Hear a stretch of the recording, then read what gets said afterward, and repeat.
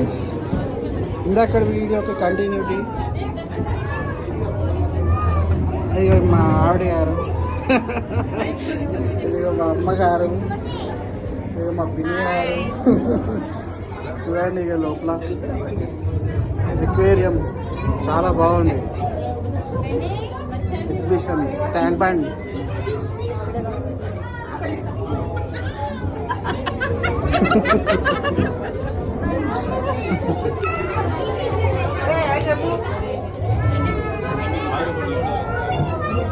చూడండి ఫిషెస్ చాలా బాగుంది ఇక్కడ.